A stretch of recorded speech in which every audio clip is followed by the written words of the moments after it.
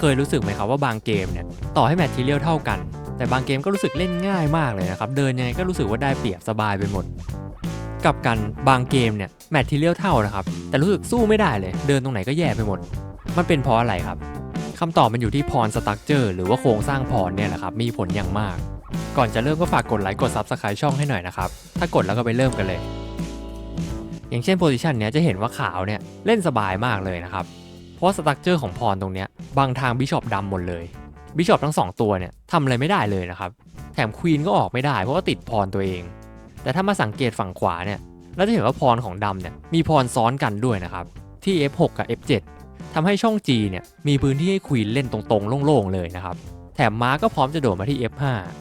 พร E4 ก็พร้อมที่จะเอาเรือมาซับพอร์ตได้นะครับแล้วก็ดันไปเรื่อยๆจะเห็นว่าแมททีเรียลเท่ากันแต่โครงสร้างพรเนี่ยคนละเรื่องเลยนะครับทำให้ขาวเนี่ยโคตรได้เปรียบในเกมหมากรุกเนี่ยพรจะเป็นสิ่งเดียวนะครับที่เดินหน้าได้อย่างเดียวแต่ถอยหลังไม่ได้เพราะฉะนั้นเนี่ยเจ้าพร8ตัวนี้ของเราอ่ะมันจะกำหนดรูปแบบการเล่นของเราด้วยครับว่าม้าสามารถโดดไปตรงไหนได้บ้างบิชอปออกตรงไหนได้ควีนไปเล่นตรงไหนหรือเรือควรไปอยู่ตรงไหนเพราะฉะนั้นทุกการเดินพรเนี่ยมันเปลี่ยนโครงสร้างของเกมแบบถาวรเลยล่ะครับเดี๋ยวเรามาดูโครงสร้างพร6แบบหลักๆที่เราควรรู้กันนะครับจริงๆแล้วเนี่ยโครงสร้างพรมีมากมายเลยนะครับแต่ว่า6แบบนี้เป็นสิ่งที่ควรรู้ข้อดีข้อเสียของมันก่อนจะเข้าเนื้อหาจริงจังนะครับอยากให้เข้าใจตรงกันก่อนว่าจริงๆแล้วหมากรุกเนี่ยมันไม่มีอะไรตายตัวนะครับหลักการที่จะพูดต่อไปเนี่ยมันเป็นแค่ทฤษฎีซึ่งในกระดานจริงมันอาจจะมีปัจจัยหลายอย่างที่มันไม่ได้ทำให้เป็นอย่างนั้น 100% นะครับแต่ถ้าเรามีไอเดียพวกนี้อยู่เนี่ยก็อาจจะเป็นประโยชน์สำหรับเราได้โอเคเกิดมานานแล้วไปเริ่มกันเลยครับโครงสร้างเบี้ยแบบแรกนะครับคือ isolated pawn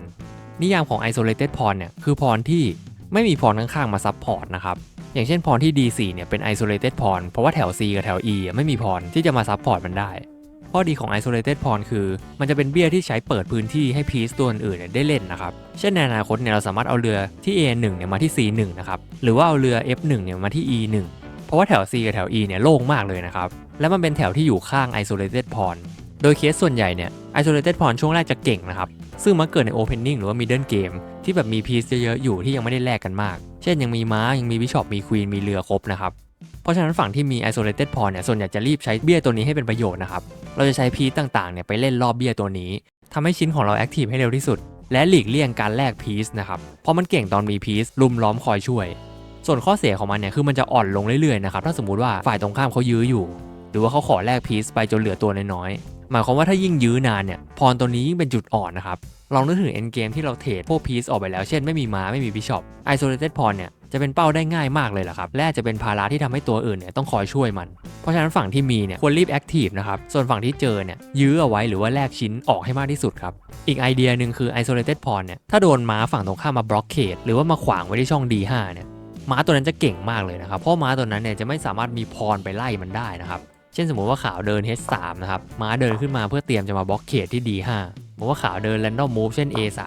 แล้วม้าโดดขึ้นมาบล็อกเคดจะเห็นว่าม้าตัวเนี้ยยืนสง่ามากเลยนะครับเพราะว่าไม่มีพรสามารถไล่มันได้โครงสร้างพรประเภทที่2นะครับที่ควรรู้คือ pass pawn pass pawn เนี่ยคือเบี้ยที่ไม่มีเบี้ยของฝั่งตรงข้ามสามารถมาสกัดได้นะครับอย่างเช่นเบี้ยที่ D6 ของขาวเนี่ยเป็น pass pawn เพราะจะเห็นว่าช่องด้านหน้าของพรตัวเนี้ยไม่มีพรมาสกัดได้เลยนะครับฝั่งตรงข้ามต้องเอาชิ้นที่ไม่ใช่พรมาขวางไว้เท่านั้นทีนี้เรามาดูพร G2 กันถามว่าพร G2 เนี่ยเป็น pass pawn ไหมคำตอบคือไม่นะครับเพราะจะเห็นว่าถ้าเราดัน G2 ขึ้นไปเรื่อยเนี่ยมันจะไปชนกับพร G7 นะครับซึ่งผิดนิยาม pass pawn แถมยังมีพร F7 กับพร H7 ที่ขวางทางเดินอยู่ด้วยนะครับไอ้3ตัวเนี้ยถ้ามีตัวใดตัวหนึ่งขวางอยู่G2 ก็ไม่เป็น pass pawn แล้วครับหรือสักตัวอย่างหนึ่งคือพร C2 นะครับคำถามคือพร C2 เนี่ยเป็น pass pawn ไหมจะเห็นว่าแถว C เนี่ยไม่มีเบี้ยดำขวางเลยนะครับแถว D ก็ไม่มีเบี้ยดำขวางนะครับแต่ว่าแถว B เนี่ยมีเบี้ย B7 ขวางอยู่นะครับเพราะฉะนั้นพร C2 เนี่ยไม่ได้เป็น pass pawn กลับมาที่พร D6 อันนี้เป็น pass pawn นะครับต่อให้มีพรแถวข้างๆที่ E5 เนี่ยแต่ว่ามันเลยไปแล้วนะครับด้านหน้าไม่มีพรที่สกัดได้เพราะฉะนั้น D6 เนี่ยเป็น pass pawn นะครับซึ่ง pass pawn เนี่ยเป็นพรที่แข็งแกร่งมากในหมากรุกเนี่ยจะมีประโยคนึงนะครับก็คือ pass pawn must be pushed นะครับแปลเป็นไทยก็คือ pass pawn เนี่ยต้องดันขึ้นไปเพื่อจะโปรโมทเป็น queen ถามว่าไอ้พรตัวนี้อันตรายยังไงใช่ไหมครับเราลองกลับกระดานดูครับจะเห็นว่าถ้าเราเล่นเป็นดำเนี่ยพร D6 นี่โคตรกดดันเลยนะครับแล้วจะเห็นว่าพร D6 เนี่ยไม่ใช่1แต้มแน่ๆนะครับความเก่งเนี่ยมันโหดมากๆเพราะมันดันมันจะสุดแล้วเพราะฉะนั้นฝ่ายที่มี pass pawn เนี่ย ควรดันขึ้นไปให้สุดให้ได้นะครับยิ่งดันสูงเท่าไหร่ฝั่งตรงข้ามยิ่งกดดันมากเท่านั้นแต่ก็ควรดันเมื่อพร้อมเท่านั้นนะครับถ้ารีบดันเกินไปก็อาจจะตายฟรีได้เหมือนกันส่วนวิธีรับมือพาสพรที่ดีวิธีหนึ่งเนี่ยคือการบล็อกเคดนะครับหรือว่าการหาพีซเนี่ยไปดันข้างหน้าไว้นะครับเพื่อให้พรเนี่ยดันต่อไปไม่ได้ซึ่งตัวที่เพอร์เฟกต์ส่วนใหญ่เนี่ยจะเป็นม้านะครับแต่ถ้าสถานการณ์มันจำเป็นเนี่ยตัวอะไรก็ต้องไปบังไว้ก่อนละครับโดยด้วยความน่ากลัวของมันเนี่ยคือตัวมันเนี่ยสามารถโปรโมทเป็นควีนได้นะครับส่วนอีกเรื่องนึงเนี่ยคือเราต้องหาพีซมาป้องกันมันละครับซึ่งเป็นภาระสุดๆของฝ่ายตั้งรับโครงสร้างพรประเภทที่3นะครับคือดับเบิลพรเนี่ยภาษาไทยก็คือเบี้ยซ้อนนะครับอย่างเช่นโพซิชันนี้สมมติว่าดาวเอาม้ากินบิชอปเข้ามานะครับจากนั้นเนี่ยขาวก็เอาพรกินม้ากลับนะครับซึ่งจะทำให้ขาวเนี่ยเกิดดับเบิลพรขึ้นครับที่ G2 กับ G3 ข้อดีของดับเบิลพรเนี่ยคือมันสามารถเปิด Open File ให้เราได้นะครับจะเห็นว่าเรือที่ H1 เนี่ยเปิดทางโล่งออกไปเลยนะครับแต่ว่าข้อเสียของมันเนี่ยคือมันจะบังกันเองนะครับอย่างเช่น G2 เนี่ยจะเดินไปข้างหน้าไม่ได้เพราะว่า G3 มันยังอยู่ทำให้เวลาจะเดินไปข้างหน้าเนี่ยมันก็ต้องไถกันไปเรื่อยๆนะครับอย่างเช่นสมมติว่าดำเดิน D5 มานะครับสมมติว่าเราอยากขยับพร G2 เนี่ยเราต้องเดิน G3 ขึ้นไปก่อนใช่ไหมครับแล้วค่อยเดิน G2 ทีหลังซึ่งจะเห็นว่ามันขวางกันไปกันมานะครับนี่ก็เป็นอีกตัวอย่างหนึ่งของดับเบิลพรนะครับอย่างเช่นพร C3 กับพร C5 เนี่ยอันนี้ถือว่าเป็นดับเบิลพรนะครับพรซ้อนซึ่งดับเบิลพรเนี่ยปกติเราจะคิดว่ามันต้องติดกันใช่ไหมครับแต่ตาม definition แล้วเนี่ยมันอยู่ไฟล์เดียวกันก็ถือว่าเป็นดับเบิลพรแล้วนะครับซึ่งข้อดีก็อย่างที่บอกไปนะครับมันจะเปิด Open File ให้เราได้อันนี้ก็คือไฟล์ B นะครับตรงนี้เป็นทางโล่งเลยซึ่งสามารถเอาควีนมาตั้งหรือว่าเอาเรือมาตั้งก็ได้นะครับข้อดีอย่างหนึ่งของดับเบิลพรก็คือบางสถานการณ์เนี่ยมันจะคุมสแควร์ที่สำคัญได้นะครับอย่างเช่นพร C3 เนี่ยก็คอยซัพพอร์ตพร D4 อยู่ส่วนพร C5 เนี่ยดันไปค่อนข้างไกลแล้วนะครับซึ่งคุมสเปซฝั่งดำได้ดีเพราะฉะนั้นเนี่ยถ้าเราทำดับเบิลพรให้ถูกสถานการณ์เนี่ยเราก็อาจจะได้เปรียบนะครับและบางครั้งดับเบิลพรก็จะคุมกลางกระดานได้ดีมากด้วยส่วนข้อเสียของมันก็อย่างที่บอกไปนะครับมันซ้อนกันเกินไปนะครับซึ่งเป็นจุดอ่อนในเอ็นเกมนะครับซึ่งพรที่ซ้อนกันเนี่ยมันแพ้ทางลุกฝั่งตรงข้ามมากๆเลยแหละครับสมมุติฝั่งตรงข้ามเอาเรือมาซ้อนทีหนึ่งตอนเอ็นเกมเนี่ยก็อาจจะลำบากได้นะครับเพราะว่ามันซับพอร์ตกันไม่ได้นะครับมันขวางทางตรงกันเองเพราะฉะนั้นเราก็ต้องเลือกใช้ตามสถานการณ์ให้ดีนะครับนี่เป็นตัวอย่างของดับเบิลพรตอนเอ็นเกมนะครับดำมีดับเบิลพรที่ C6 และ C7 ซึ่งม้าเนี่ยขวางไว้แบบเพอร์เฟกต์เลยนะครับตานี้เป็นตาดำเดินฝั่งขาวเนี่ยมีพาสพรอยู่ที่ A5 นะครับซึ่งอันตรายมากถ้าเราคำนวณดีๆเนี่ยจะเห็นว่าดำเนี่ยไม่สามารถป้องกันพาสพร A5 ได้เลยนะครับยังไงก็ได้โปรโมทครับซึ่งไอพรซ้อนอย่างเงี้ยมันคือ isolated double พรด้วยซ้ำนะครับมัน isolate เพราะว่าแถว D กับแถว B เนี่ยไม่มีพรพวกเดียวกันซับพอร์ตอยู่ด้วยนะครับซึ่งมันจะอ่อนสุดๆเลยแหละครับตอน end gameทุกคนลองนึกภาพสิครับถ้าสมมติว่าพร C7 เนี่ยมันไปอยู่ที่พร B7 เนี่ยเกมจะเป็นคนละเรื่องเลยถูกไหมครับเพราะมันจะช่วยกันได้แต่พอเป็นดับเบิลพรปุ๊บเนี่ยเกมนี้ดำแพ้เลยครับโครงสร้างพรประเภทที่4นะครับคือ backward พรภาษาไทยคือเบี้ยล้าหลังนะครับ backward พรเนี่ยตามนิยามคือมันเป็นเบี้ยที่อยู่ข้างหลังนะครับโดยที่แถวข้างๆของมันเนี่ยจะไม่มีเบี้ยที่มาซับพอร์ตมันได้และตัวมันเองก็ไม่สามารถดันขึ้นไปได้เพราะจะโดนกินฟรีอย่างเช่นกรณีนี้พรที่ D6 คือ backward พรนะครับเหตุผลเพราะอะไรข้อ1คือแถว E กับแถว C ที่อยู่ข้างๆเนี่ยมันไม่มีพรที่มาซับพอร์ตมันได้อีกแล้วนะครับเหตุผลข้อที่2คือไอพร D6 เนี่ยมันไม่สามารถดันขึ้นไปได้นะครับเพราะว่าถ้าดันขึ้นไปเนี่ยจะโดนกินฟรีนะครับซึ่ง backward พรเนี่ยเป็นภาระของแท้เลยนะครับยิ่งลากเข้า end game เนี่ยตัวนี้จะเป็นภาระอย่างมากอย่างเช่นตอนนี้บิชอปที่ E7 ก็ซับพอร์ตอยู่นะครับควีนที่ D8 ก็ซับพอร์ตอยู่แต่ถ้า end game ถ้าไม่มี2ตัวเนี้ยตัวนี้จะเป็นจุดอ่อนอย่างมากเลยนะครับเพราะว่าจะไม่มีอะไรกันได้จริงๆก็มีคือ King นะครับแต่ก็เป็นภาระอยู่ด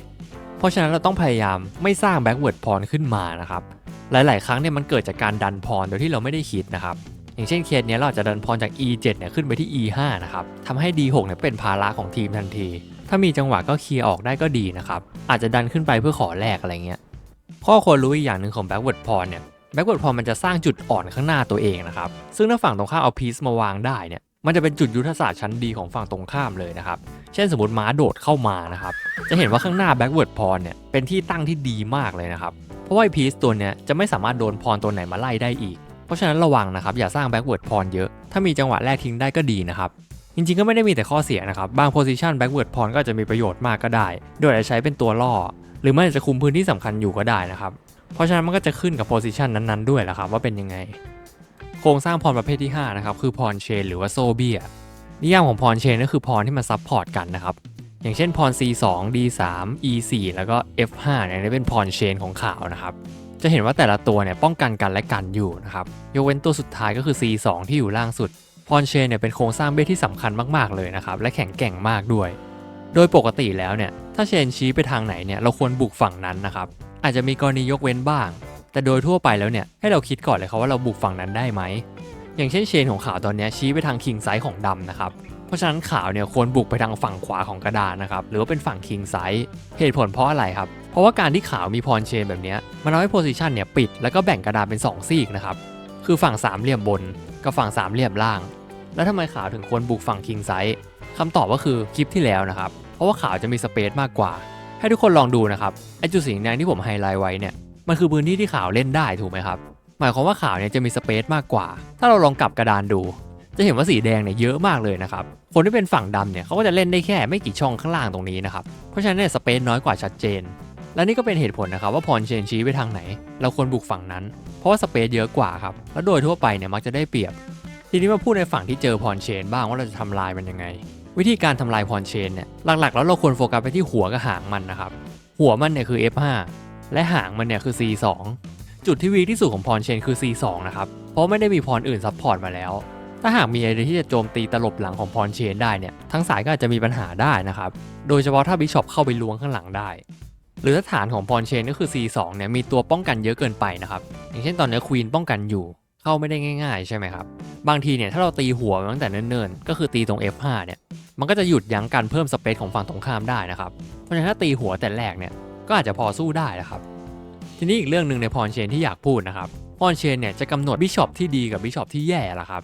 จะสังเกตได้ว่าบิชอปของฝั่งขาวเนี่ยตัว C1 นี่โหดมากเลยนะครับเพราะว่าทางเปิดหมดเลยเพราะว่าเชนของฝั่งขาวเนี่ยเปิดทางสะดวกให้เลยนะครับแต่กลับกันครับถ้าสมมติเราจินตนาการว่าไอ้บิชอป G2 เนี่ยอยู่ๆไปโผล่อยู่ที่ B1 ขึ้นมา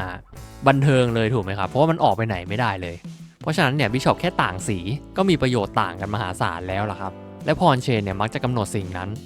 เพราะฉะนั้นถ้าเจอพรเชนเนี่ยให้ดูก่อนเลยนะครับบิชอปตัวไหนของเราดีหรือตัวไหนแย่ถ้าตัวไหนแย่เนี่ยเทรดทิ้งก็ดีนะครับแต่ถ้าตัวไหนดีเนี่ยอย่าเพิ่งรีบแลกละครับ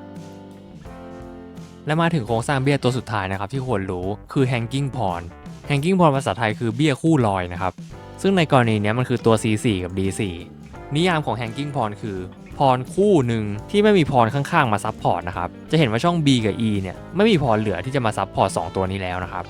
ถ้าพูดถึงจุดดีของมันเนี่ยคือมันคุมสแควร์ด้านหน้าได้กว้างมากนะครับยิ่งอยู่กลางกระดานแบบในกรณีนี้จะเห็นว่า4ช่องด้านหน้าเนี่ยโดนคุมหมดเลยนะครับโดยเบี้ย2อันนี้ทำให้ม้าของดำ2ตัวนี้เล่นค่อนข้างยากนะครับเพราะว่าจะไม่สามารถโดดมากลางกระดานได้เลยข้อดีอย่างหนึ่งของเบี้ยคู่นี้คือถ้าตัวใดตัวหนึ่งดันถูกจังหวะเนี่ยมันจะเป็นพรเชนนะครับแต่เราต้องหาจังหวะเบรกดีๆนะครับเดี๋ยวเราจะพูดเรื่องพรเบรกเป็น EP แยกข้อเสียของมันเนี่ยคือมันอาจจะสร้างแบ็กเวิร์ดพรขึ้นมานะครับจะเห็นว่าช่อง D5 เนี่ยจะเป็นเอาโพสของม้า B6 ได้สบายๆเลยถ้าฝั่งดำเดินม้ามันเนี่ยม้าตัวนี้ก็คือโหดเลยนะครับไม่สามารถมีพรไปไล่ได้แล้วเพราะฉะนั้นเวลาเล่นแฮงกิ้งพรเนี่ยเราควรจะดันตัวในตัวหนึ่งเมื่อพร้อมแล้วนะครับความพร้อมก็คือเราอาจจะมีลุกหรือว่ามีควีนเนี่ยมาซับพอร์ตตัวใดตัวหนึ่งข้างหลังแล้วเราค่อยใช้ตัวใดตัวหนึ่งโจมตีหรือเบรกเข้าไปนะครับเพราะว่าอย่างที่บอกถ้าสมมติเราดันผิดจังหวะเนี่ยมันอาจจะสร้างแบ็กเวิร์ดพรขึ้นมาได้แล้วก็เปิดโอกาสให้ฝั่งตรงข้ามเนี่ยเล่นได้ง่ายๆเลย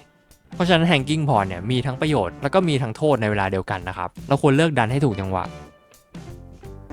ก็จบไปแล้วนะครับสำหรับโครงสร้างเบี้ยพื้นฐาน6แบบซึ่งอย่างที่บอกนะครับโครงสร้างเบี้ยเนี่ยมีมากมายเลยนะครับแต่6แบบนี้ควรต้องรู้ไว้ก่อนเพราะว่าตอนที่เราไม่มีไอเดียอะไรเนี่ยเราสามารถนึกถึงข้อดีข้อเสียของพรสตรัคเจอร์เราได้นะครับว่าเราจะแก้ไขเกมยังไงแล้วก็อย่างที่เคยบอกไปนะครับจริงๆหมากรุกมันไม่ได้มีกฎตายตัวนะครับอันนี้ก็เป็นแค่ไอเดียคร่าวๆที่โดยทั่วไปเนี่ยมักจะเกิดเท่านั้นเองครับแต่มันก็มีหลายเคสเหมือนกันที่มันไม่ได้เป็นไปตามนี้ 100% เพราะว่าในหมากรุกเนี่ยมีปัจจัยเยอะมากเลยนะครับเช่นพรสตรัคเจอร์จะแย่แต่ว่าแอคทิวิตี้ของพีซเนี่ยโหดมากอะไรเงี้ยความได้เปรียบมันก็จะเกิดจากหลายๆปัจจัยเนี่ยมันส่งผลต่อกันและกันนะครับก็หวังว่าคลิปนี้จะมีประโยชน์นะครับถ้าใครชอบก็ฝากกดไลค์กด Subscribe ให้ด้วยเดี๋ยวครั้งหน้าเนี่ยเราจะมาพูดกันแหละครับว่าเราจะนำความรู้ของโครงสร้างเบี้ยพวกเนี้ยไปโจมตีศัตรูได้ยังไงหรือว่าพรเบรกเนี่ยเขาทำกันยังไงฝากติดตามกันด้วยนะครับ